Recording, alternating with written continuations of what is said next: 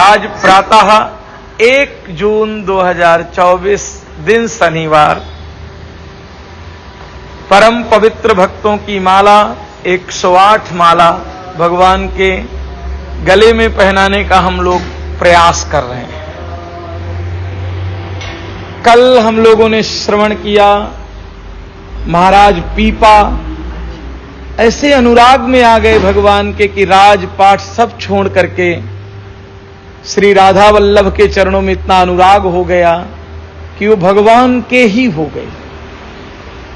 आज एक बहुत ही दिव्य संत हैं जिनका नाम नरवाहन है। भक्तमाल में उनकी भूरी भूरी प्रशंसा, बहुत सुंदर प्रशंसा उनकी की गई है।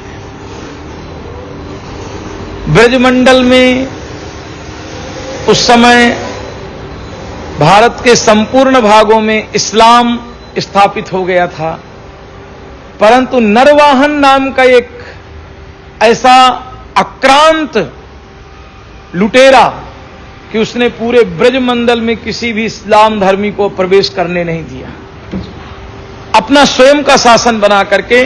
परंतु उनके अंदर कोई दया, कोई करुणा, बिल्कुल क्रूर थे, भयानक क्रूर।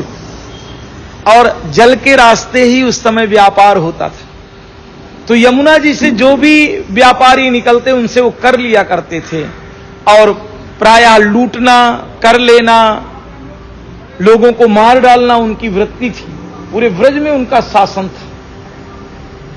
एक बार श्री महाप्रभु राधा वल्लभ की प्रतिमा लेकर के ब्रज पधारे और ब्रजमंडल में सघन इतना जंगल था कि कहते हैं कि सूर्य की किरणें पृथ्वी में नहीं पड़ती थी, इतना घोर जंगल था वृंदावन। आज तो आप जाएंगे थोड़ा वृंदावन बदल गया है, वहां सब जैसे अब हम लोग आज टेम्परेचर 52 में इसलिए पहुंच गए हैं कि पेड़ों को काटा है हमने। मानव अपने विकास के चक्कर में अपना विनाश भी करेगा, ये भी उसके हाथ में ही है। तो वृंदावन इतना सघन जंगल, उसी जंगल में गिरिराज जी की तलहटी में राधा वल्लभ के स्थापन करके महाप्रभु बैठे हुए हैं, भगवान का भजन कर रहे हैं। तो श्री नरवाहन जी को जब ये बात पता चली कि कोई 50 लोगों की, संतों की एक टोली आकर के वहां भजन कर रही है, तो उन्होंने मन में विचार किया कि हो सकता है ये मलेच्छों के गुप्तचर हों। पहले बहुरूपिया चलते थे ना, अलग अलग भेषों में, अलग अलग वेशों में। अपने सैनिकों को कहा कि इनको तुरंत यहां से कहो कि ब्रज खाली करके चले जाएं। सैनिक पहुंचे, राधा वल्लभ जी का श्रृंगार करके श्रीपाद महाप्रभु बैठे हुए थे। राधा वल्लभ श्री हरिदास, राधा वल्लभ श्री हरिदास कीर्तन हो रहा था। सेवकों को वो इतना मधुर लगा और श्री महाप्रभु जी का इतना सौंदर्य देखने में आया, क्योंकि क्या होता है साहब कि जिसकी आप सेवा करते रहते हैं उसका तद्रूप आप होने लगते हैं। सेवा में भाव है। आप देखेंगे कोई तांत्रिक मांत्रिक आपको प्रेत के जैसा उसका चेहरा ही लगने लगेगा, चाहे जितना वो सुंदर हो, कौन दिखाई आपको प्रेत जैसा पड़े।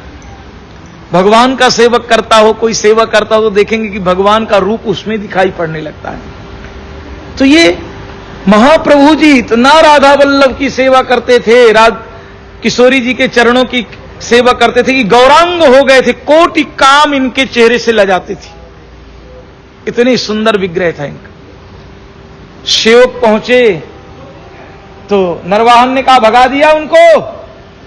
सेवकों ने कहा महाराज वो इतना माधुर्य है कि हम उनके पास भी नहीं जा पाए, उनका माधुर्य रूप देख करके हम बड़े आकर्षित हुए।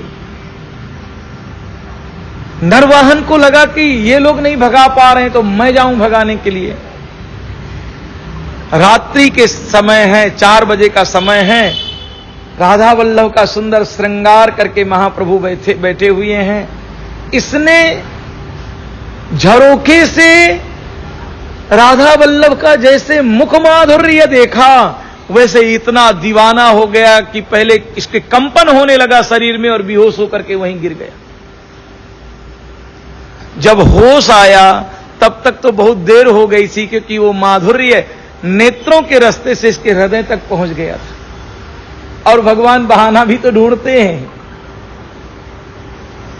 जेही चाहो तेही दे ही जनाऊ, जेही चाहो तेही दे ही जनाऊ, जानत तुम्ही होई जाई। आप जिसे चाहते हैं उसी को अपना रूप देते हैं साहब, सबको नहीं देते, बहुत मुश्किल है, इनकी इच्छा है। अब ये इतना विगलित हो गया, इतना करुणा में, इतना प्रेम में डूब गया कि जो इसके अंदर का पत्थर था, ईर्षा, द्वेष, काम, क्रोध, लोभ, दैत्य भाव था, वो पिघल गया। ये जो अपने साम्राज्य में, अपने महलों में रहने लगा, परंतु ये 24 घंटा भगवान का भजन, भगवान के कीर्तन में ही डूबा रहने लगा। एक बार क्या हुआ कि एक जैनी बहुत बड़ा लाव लश्कर लेकर के व्यापारी यमुना जी के रास्ते से जा रहा था, उसके साथ में 600 सैनिक थी।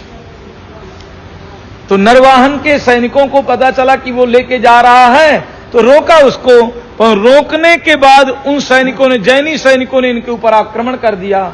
और ये नरवाहन की सेना बहुत मजबूत थी, तुरंत उन्होंने सबको मार डाला और जैनी को कैदी बना लिया। नरवाहन जी को ये बात पता नहीं है, वो तो भजन में डूब गए, उनसे कोई मतलब ही नहीं है। जेल में बंद किया और नरवाहन जी के सैनिकों ने कहा कि तूने अगर कर नहीं दिया होता तो भी ठीक था, तूने हमारे सैनिकों में आक्रमण किया है, जितना धन है तेरे पास में। उस समय उसके पास में 1 करोड़ असरफियां निकली हैं। प्रियादास जी ने लिखा कि 1 करोड़ असरफियां उसके पास पाया। जितना धन है उससे दुगना धन मंगा के हमें दे, नहीं तो तुझको हम 4 दिन के अंदर फांसी दे देंगे। एक सेविका वहां पहुंची, सेविका को बड़ी दया आई, देखा कि ये जेल में बंद है जैनी व्यापारी, तो सेविका जाकर के झरोखे से उसको देखती है और कहती है कि एक काम करना, आज रात में जैसे 12 बजे खूब तेजी तेजी चिल्लाना, श्री राधा वल्लभ, श्री हरिदास, श्री राधा वल्लभ, खूब तेजी तेजी तो चिल्लाना चालू कर देना, तेरे प्राण बच जाएंगे। उस व्यापारी ने कहा कि मरता क्या ना करता भाई, रात में 12 बजा, और जैसे रात में 12 बजा वैसे वो चिल्लाने लगा, राधा वल्लभ, श्री हरिदास, राधा। सुनसान था, महल में भजन में बैठा हुआ श्री नरवाहन जी के कानों में जब ये शब्द पड़े तो दौड़े दौड़े जेल की तरफ पहुंचे, और जेल में देखे कि ये जो जैनी है भजन कर रहा है, राधा वल्लभ, श्री हरिदास, राधा। दरवाजे खोले सेवकों से कह करके, और साष्टांग लेट गए, प्रणाम किए, प्रणाम करके बोले भैया लग रहा है मेरे सैनिकों से कुछ गलती हो गई, आपको बंदी गृह में डाल दिया, मुझे नहीं पता था कि आप श्री हरिदास प्रभुपाद जी के शिष्य हो। आपका कितना अनुराग है कि रात्रि में भी भजन कर रहे हो। अब वो जैनी कोई भगत वगत तो था नहीं, तो मानने के लिए, परंतु एक कृपा करना मेरे ऊपर कि जब प्रभुपाद जी मिले तो उनसे ये घटना मत बताना, और जितनी उनके पास में असरफियां थी उससे दुगनी असरफियां देकर के विदा किया उस जैनी को। अब ये जैनी को लगा कि 2 बार मात्र राधा वल्लभ श्री हरिदास बोलने से मेरे प्राण बच गए, तो जाकर के मुझे प्रभुपाद जी से मिलना भी चाहिए कि वो कैसे हैं, क्या है, कौन है। वो ब्रज में ही विराज रहे थे, तो ये पहुंचे ब्रज में, उनका दर्शन किया, और दर्शन करने के बाद में निवेदन किया कि मैं जैनी हूं, और पूरी घटना जब बताया तब श्री प्रभुपाद जी का नरवाहन के प्रति बड़ा अनुराग जागृत हो गया। अब ये बात धीरे धीरे नरवाहन के पास में पहुंची कि आपकी बातें तो वहां बता दी गई हैं। ग्लानि हुई, हिम्मत नहीं कर पा रहे थे, परंतु ग्लानि हुई, फिर पहुंचे वो, प्रभुपाद जी को प्रणाम किया। प्रभुपाद जी ने उनको रोज भजन की सेवा दे दिया। फिर उन्होंने सुंदर सुंदर पद लिखने प्रारंभ किए, और नरवाहन जी सुंदर सुंदर पदों से भगवान की सेवा अर्चना करने लगे।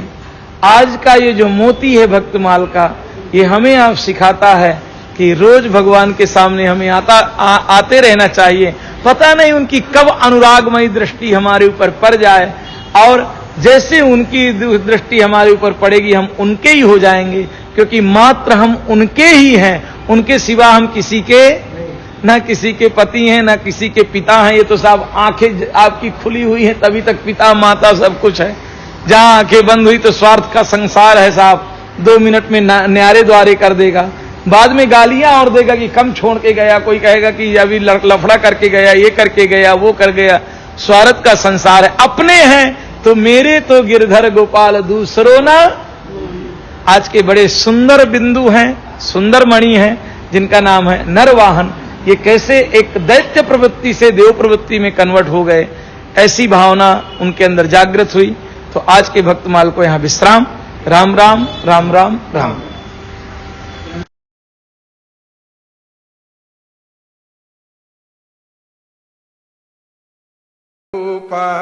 शिवोऽहं शिवोऽहं चिदानन्दरूपः शिवोऽहं शिवोऽहं शिवोऽहं शिवोऽहं